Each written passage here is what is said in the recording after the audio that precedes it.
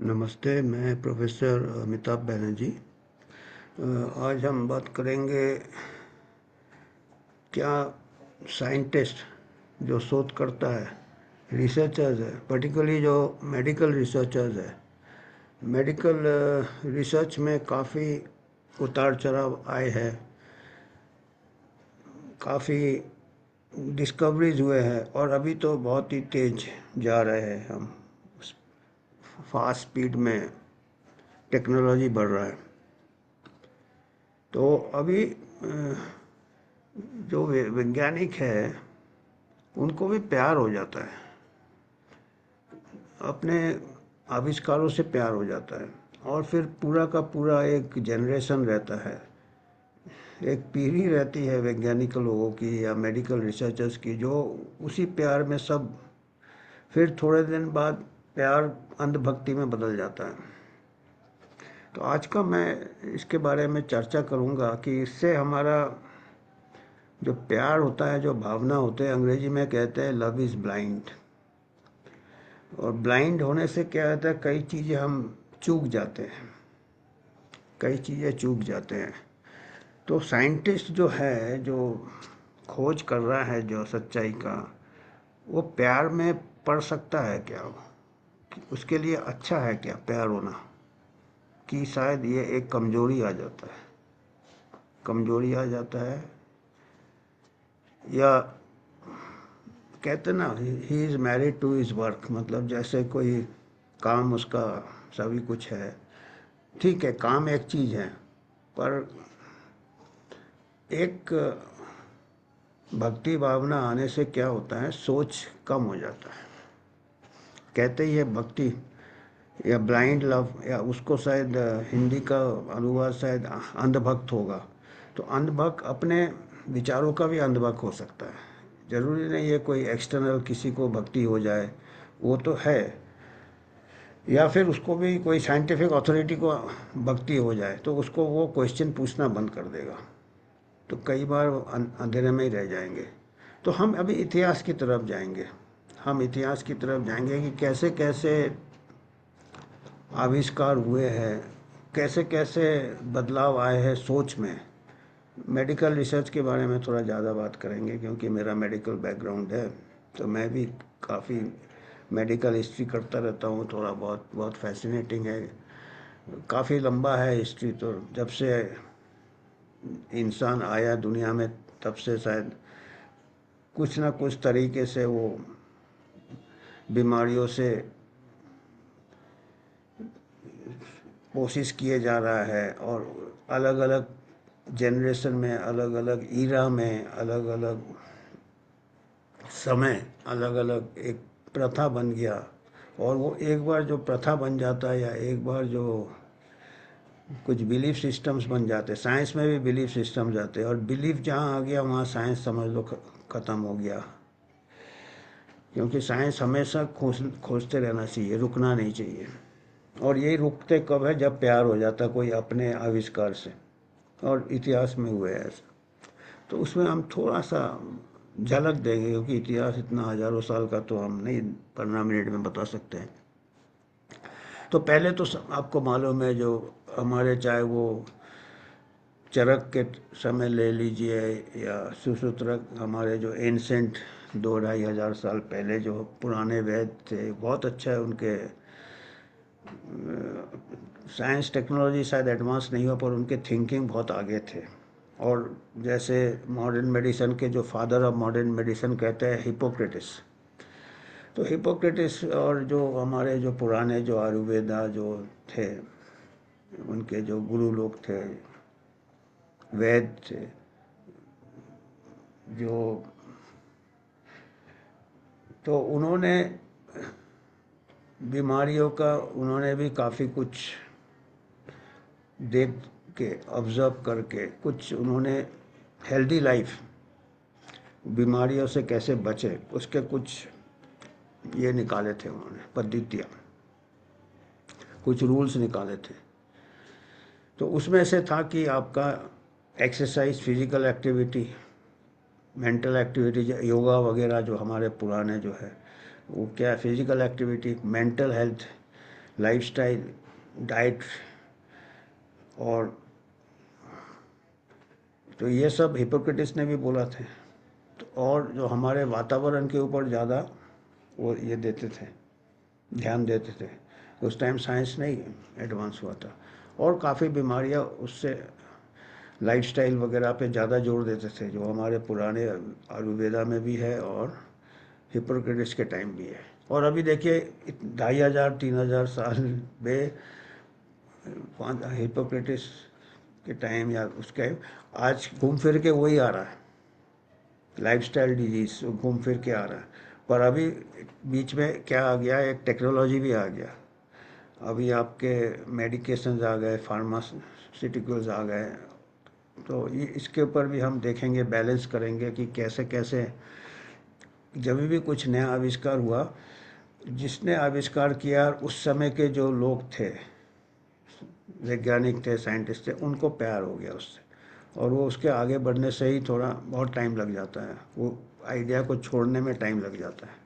और ये हमारे आयुर्वेद में का भी यही प्रॉब्लम है कि वहाँ के आगे शोध नहीं कर रहे कि हम वो आइडियाज़ में इतने हम उनको भक्त करने लगे कि मॉडर्न रिसर्च आगे नहीं बढ़ रहा। तो ये एक प्रकार से मैंने कहा अंधभक्ति या ज़्यादा प्यार भी कई बार ये हो जाता है, आपको रोक लेता है। बहुत करेक्ट थे उनके जो भी थे, पर वो primary health prevention, health promotion, yoga और डाइट और ये कई बहुत ये है। पर ट्रीटमेंट में भी उन्होंने काफ़ी हर्ब्स देखे थे, उसका अभी आगे शोध होना चाहिए। होगा शायद, अभी आयुष मिनिस्ट्री वगैरह हो गया होगा, पर कई साल लग जाएंगे आगे आने में, तो आएगा ज़रूर। हमारे अभी मॉडर्न मेडिसिन की हम बात करते हैं, इसमें भी कैसे एक तो बीमारियों का जब साइंस और टेक्नोलॉजी में डेवलपमेंट नहीं हुआ था, साइंस तो बीमारी कैसे होता है मालूम नहीं था। तरह तरह के थ्योरीज थे, कोई कहते थे जैसे कुछ स्पिरिट आ गए, कुछ ये आ गए। फिर थोड़े बहुत मॉडर्न थिंकिंग आया, जैसे हिपोक्रेटिस है। फिर मॉडर्न मेडिसिन में और भी लोग थे, फ्रैकेस्टोरियस थे जो कि आपके कंटेजियन थ्योरी लाया कि संक्रामक बीमारी होती है। उसके बाद वेसालियस थे जो कि ह्यूमन बॉडी डिसेक्शन करके चालू हुआ एनाटॉमी का स्टडी।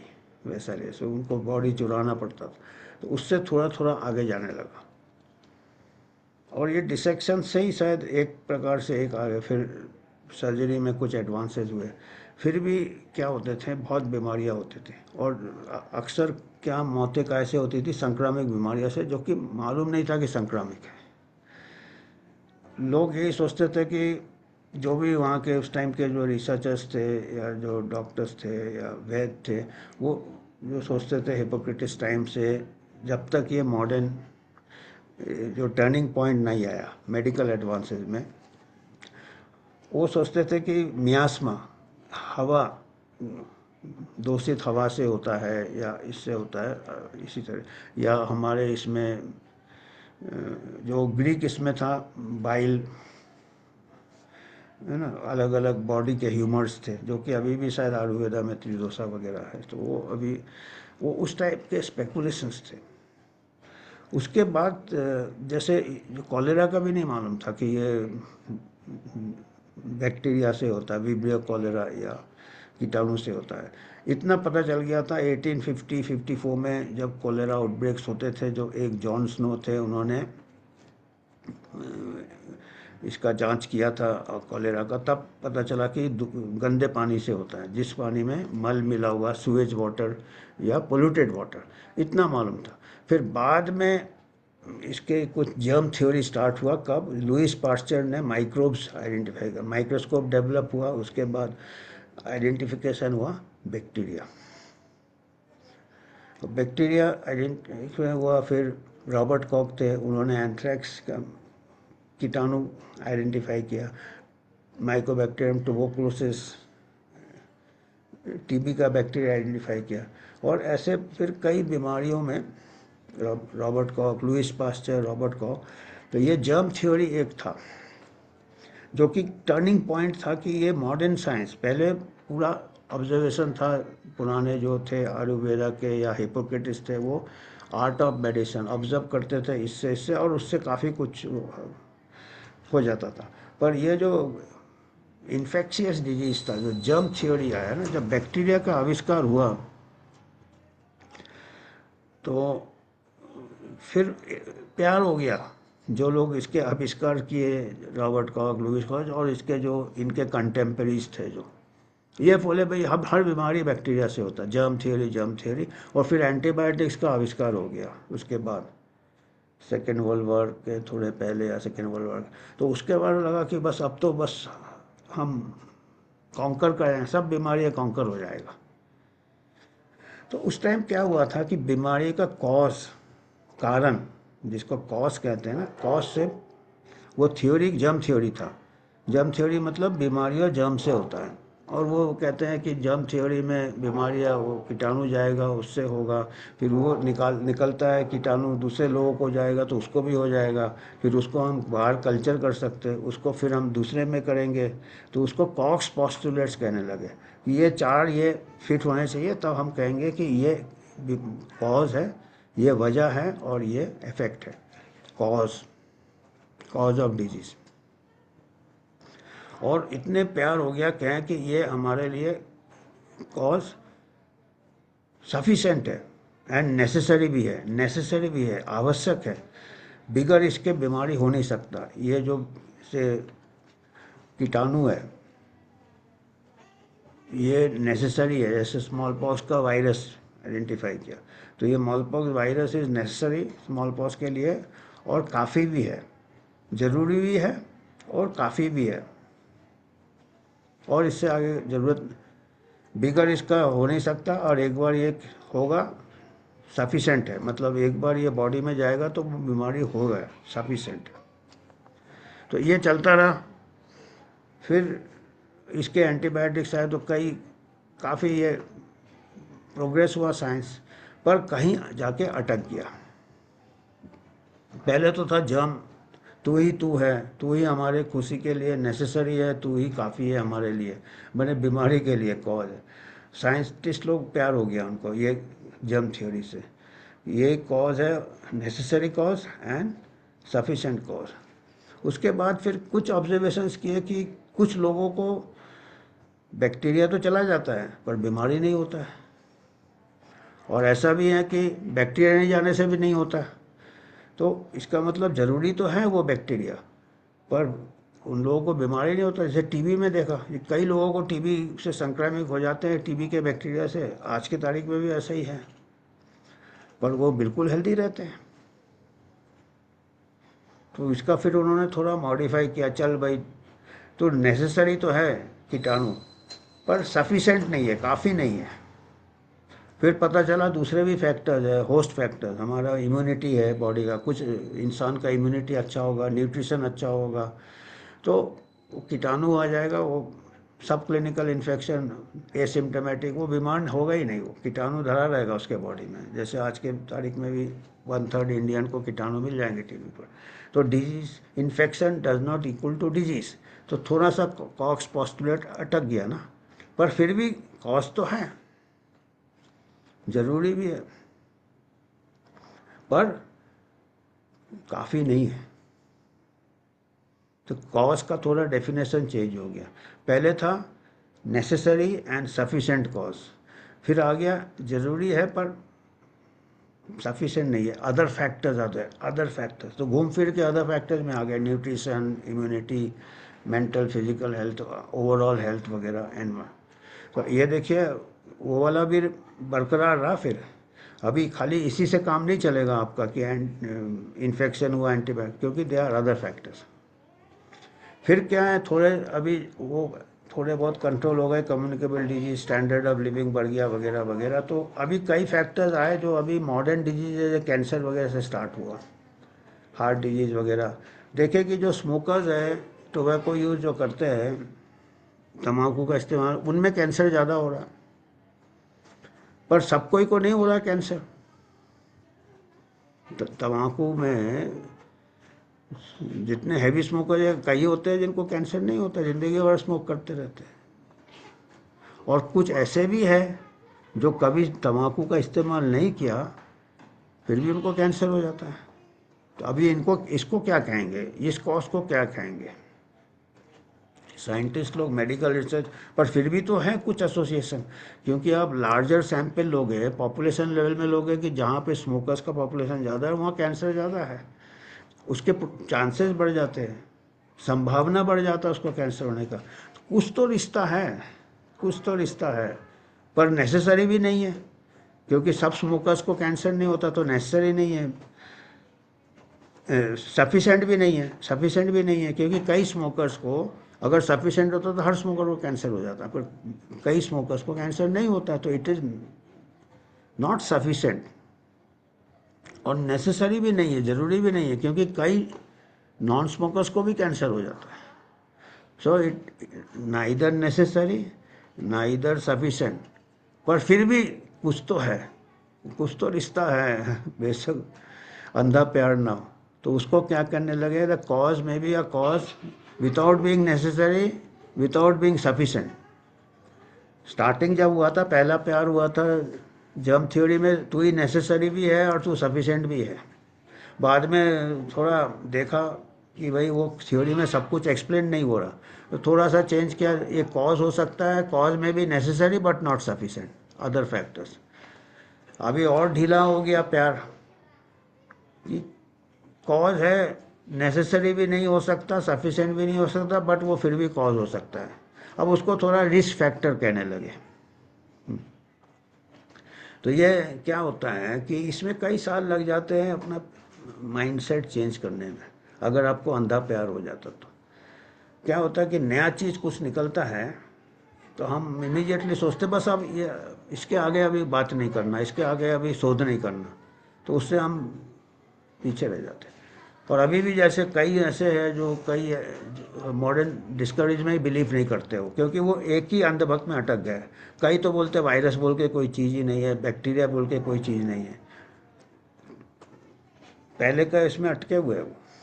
अभी है, वायरस है, बैक्टीरिया है, पर वायरस से भी पूरे एक्सप्लेनेशन नहीं हो रहे हैं, तो हम कह सकते हैं कि वो भी ठीक बोल रहे हैं वायरस नहीं है, क्योंकि वायरस होने के बाद भी कई लोगों में नहीं होता है बीमारी। ये नेसेसरी हो सकता है पर सफिशेंट नहीं हो सकता। तो हमको बीमारी से बचने का मतलब है ना, ज़रूरी नहीं है कि। अब उससे क्या होता है कि अगर आप एक ही चीज़ से प्यार करते हो तो उसका फिर इंटरवेंशन भी ऐसे ही करोगे कि भाई अभी ये वायरस है, इसका हम वैक्सीन बनाएंगे, तो फिर वो वैक्सीन में वो प्यार चला जाता है, और प्यार के साथ साथ काफ़ी कुछ ये इंटरेस्ट भी आ जाता है, तो और प्यार बढ़ जाता है।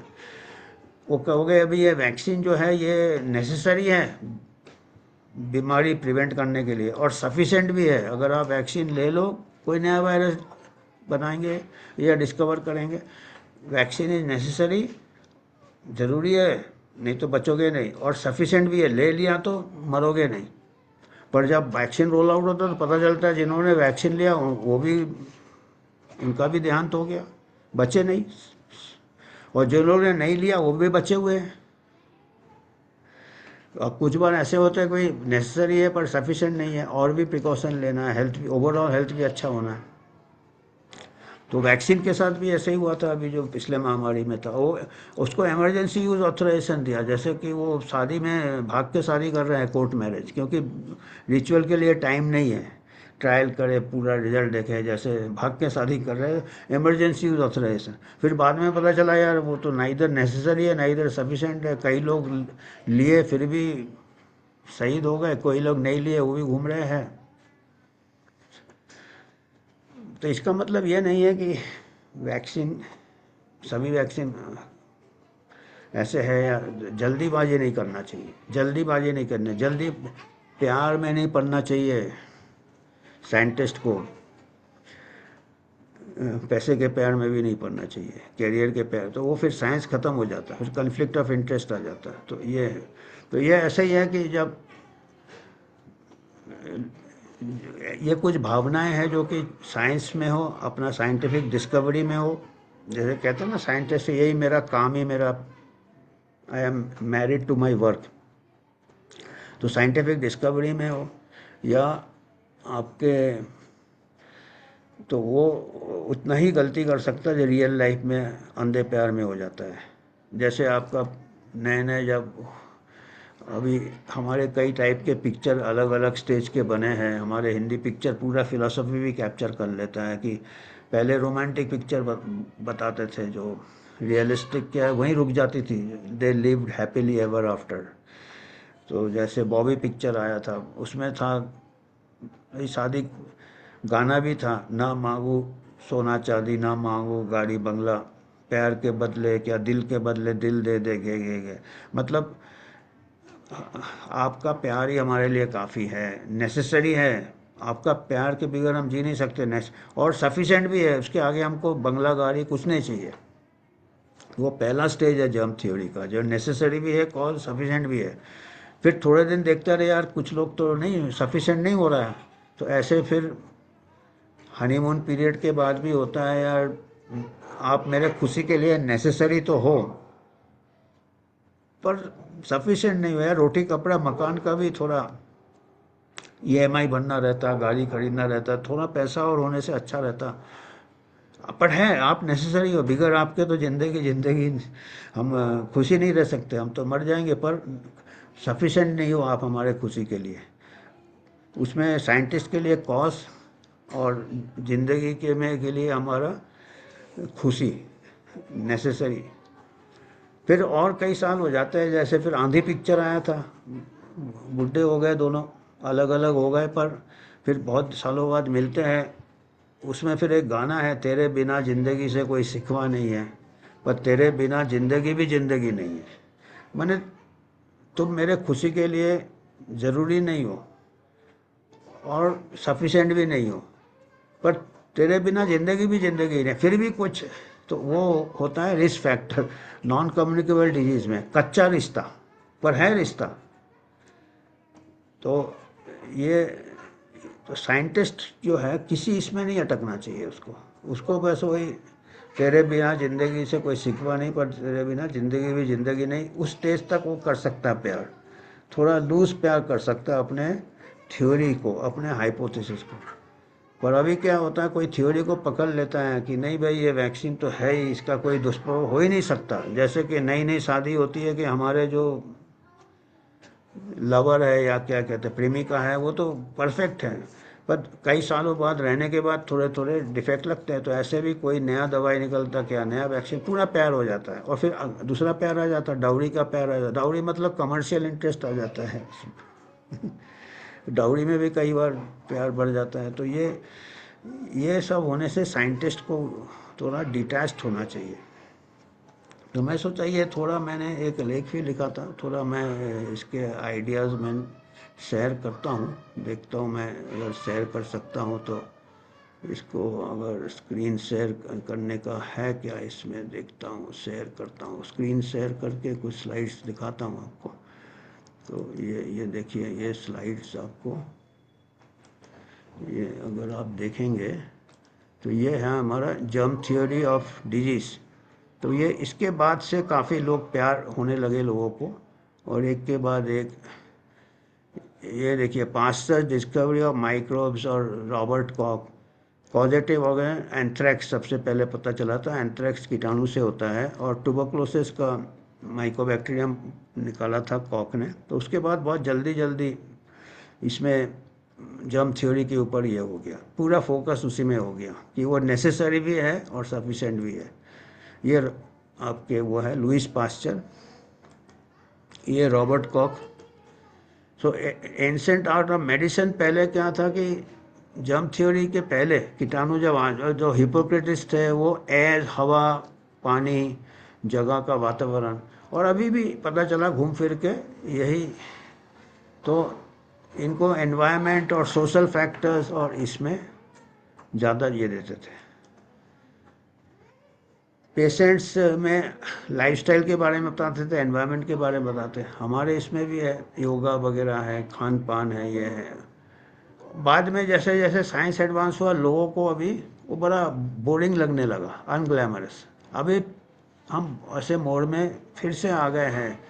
अभी जैसे मोटापे के लिए दवाई निकल रहा है, तो अभी वो बताया जा रहा है कि नहीं नहीं आपके ऊपर नहीं है तो बीमारी है। तो वो अभी पूरा साइंस की तरफ जा रहा है, पर उसके हमेशा प्रॉब्लम सॉल्व नहीं होते। ये नया प्यार जैसा है, कोई जो नया वैक्सीन निकलता है या नया दवाई निकलता है, जैसे अभी एंटी ओबेसिटी ड्रग्स, ये नया नया प्यार के जैसा है, नया प्यार जैसा है, हनीमून पीरियड। फिर बाद में थोड़े दिन इस्तेमाल होता तब पता चलता है यार ये सफिशेंट नहीं है, फिर साइड इफ़ेक्ट्स आने लगते हैं, जैसे शादियों में झगड़े होने चालू हो जाते हैं। तो ये थोड़ा डिटैच्ड होना चाहिए कि भाई तेरे बिना ज़िंदगी से सिकवा नहीं, पर ज़िंदगी भी नहीं है, आपका वैक्सीन का भी रोल है ज़िंदगी में, आपका भी रोल है, पर सब कुछ नहीं है आप कि हम आंखें बंद कर लें, आपके दुष्प्रभाव में भी आंखें बंद कर लें। वो ऐसा ये लेना चाहिए कि हाँ हर चीज़ परफेक्ट नहीं हो सकता, चाहे वो दवाई हो चाहे वो इंसान हो, तो वो उसको उतना ज़ीरो एरर लेके चलना चाहिए। हम अपनी तरफ से भी कुछ कोशिश करना चाहिए, हमारे इम्परफेक्शन से भी हमको, हम अब थोड़ा अपने आप को ज़्यादा परफेक्ट करें तो शादियाँ भी चलेगी, और हम दवाइयाँ भी चलेगी, कि थोड़ा दवाई थोड़ा अपना भी एक्टिव, खाली सब एक पे छोड़ देंगे अंधा प्यार जैसे, तो फिर मैरिज भी डिके हो जाता है और साइंस भी डिके हो जाता है। तो वो वैसे करके देखना चाहिए, और कन्फ्लिक्ट ऑफ इंटरेस्ट वगैरह काफ़ी आ जाते हैं, तो ये सब देखना चाहिए। तो जैसे जैसे ये आविष्कार होते हैं, हम सोचते हैं कि बस अभी जैसे जर्म थ्योरी में हुआ था, जब एंटीबायोटिक का आविष्कार हुआ तो लगा कि अभी तो बीमारियां सब हम ये कर लेंगे, कॉन्कर कर लेंगे। फिर पता चला नहीं यार वो सफिशेंट नहीं है, एंटीबायोटिक रेजिस्टेंस हो जाता है, नेसेसरी है एंटीबायोटिक, पर फिर होस्ट का ये होता है। अभी देखिए टीबी में घूम फिर के फिर से डाइट का इम्पोर्टेंस, ये इम्पोर्टेंस है, in addition to the anti tuberculosis drugs. So germ could not explain the disease process. The concept of necessary and sufficient cause evolved.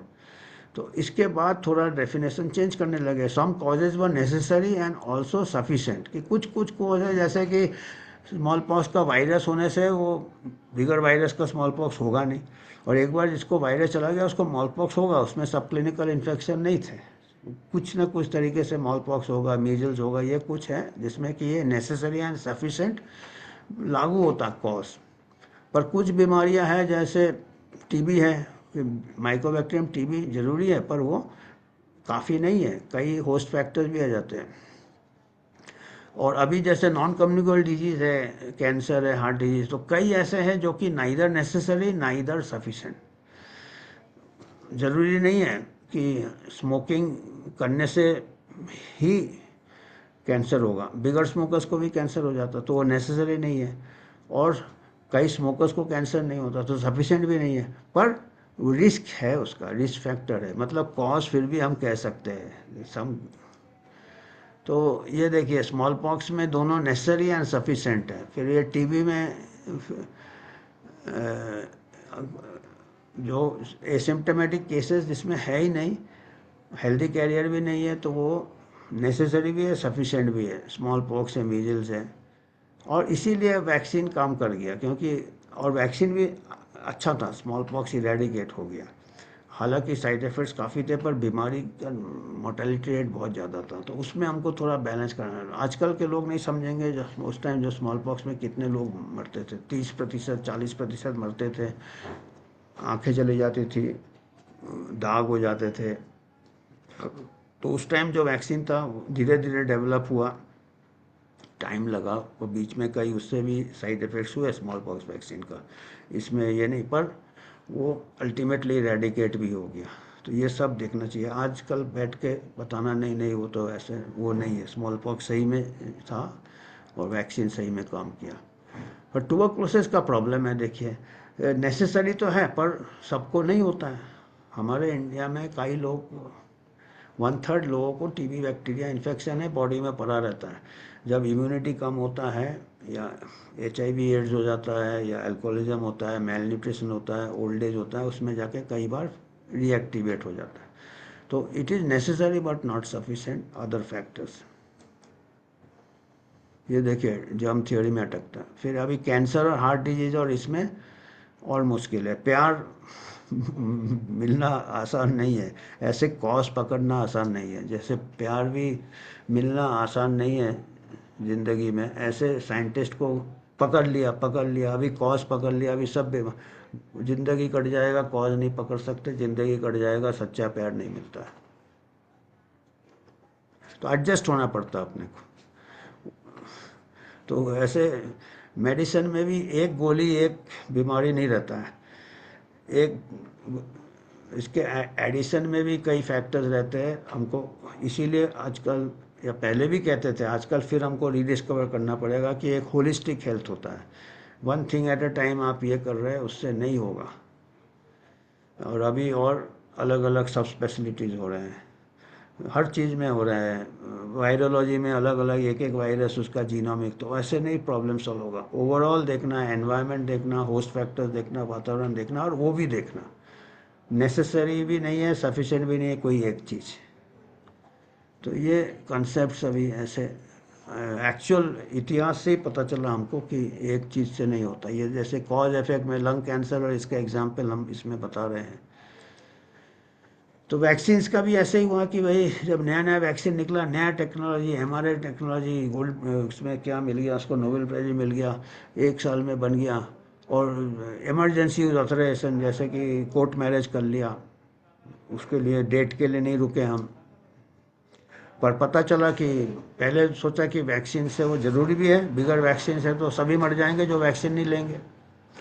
और तो पता चला कईयों ने नहीं लिया, जिंदा है, और कईयों ने लिया, वो भी चल बसे। तो अभी पता चला तो भाई नेसेसरी भी नहीं है, सफिशेंट भी नहीं है वैक्सीन। पर हो सकता है कुछ लोगों को इंडिकेटेड है, तो भाई आप है रखे रहो उसको, सोच समझ के यूज़ करो। अंधा प्यार नहीं होना चाहिए, ये अंधा प्यार हो गया था, या अंधा डर भी डाल दिया था लोगों को, या फिर दूसरा प्यार हो गया था, कमर्शियल प्यार हो गया था प्रॉफिट के लिए। तो ये सब देखते रहना चाहिए हमको। वैक्सीन इमरजेंसी यूज, जैसे लोग भाग के शादी करते हैं। Government behave like young couples, जैसे वो यंग कपल भाग के करते हैं, सब गवर्नमेंट जल्दी जल्दी उसको इमरजेंसी यूज ऑथराइजेशन दे दिया था उसको।